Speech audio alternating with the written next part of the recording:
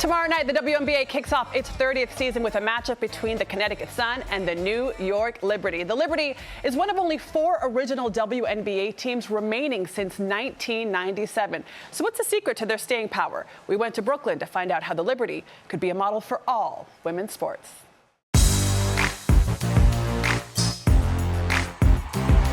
The New York Liberty is a whole vibe. Die-hard fans, a sea of seafoam green, halftime dancers age 40 to 89, and their twerking elephant with attitude. Ellie's my girl. Ellie is that girl. Guard forward Benijah Laney Hamilton joined the team after it moved to Brooklyn in 2020. So what was it like in those early days at Barclays versus now? It was a little quiet. Yeah. COVID was still very much a thing and something to be cautious of. And so we didn't have as many fans. The top level was, Closed down. Yeah, it was closed down. And so to see where we are now, everybody's fighting to even just be there. Success that's been credited to owners Clara Wu Tai and her husband Joseph Tai, who bought the Liberty in 2019. The team had been playing 30 miles outside of Manhattan in a desperate cost-cutting measure. It was playing to really small crowds in a little gym that sat 2,000 people, and all the business metrics were going in the wrong direction.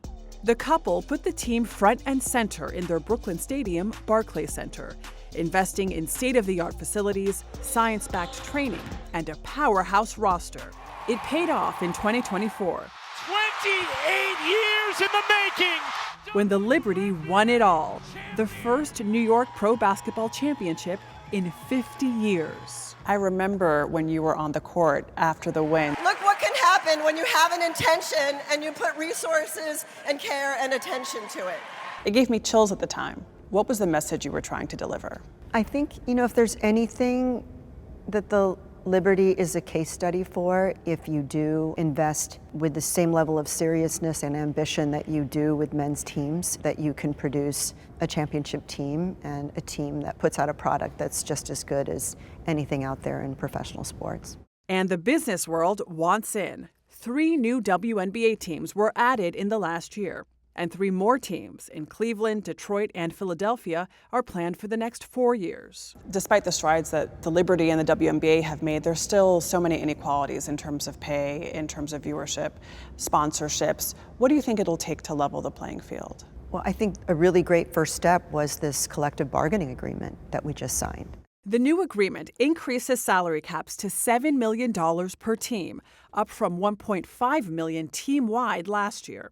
The average player salary goes from $120,000 a year to nearly $600,000. Still, the average NBA player earns nearly 20 times that, more than $10 million a year. How does the business work in terms of where the money comes from for the salaries? Is it Media deal. It's the media deal. Exactly. So media is the most important revenue factor, and the way that you can increase the value of your media deal is by growing your fan base. They're also growing the future. With the NBA Nets, the Liberty opened the high-tech Brooklyn Basketball Training Center for kids right across the street. What do you want to be when you grow up? Definitely a basketball player, definitely. 9-year-old Avalon Wilson Wagner is a super fan. Her family has season tickets, and her mother, Tirza, was at the very first Liberty game in 1997. When I was growing up, I loved basketball, but there was no WNBA. And so getting to do it with her, share it with her now, it's so special. To her, women's sports are normal. For now, the Liberty is focused on one thing: another title. Is there ever too many championships? No, I don't think so. No, I don't think you can ever have too many championships. I mean, it's like you get one and it's just like, okay, we need more. You get a taste. You get a taste.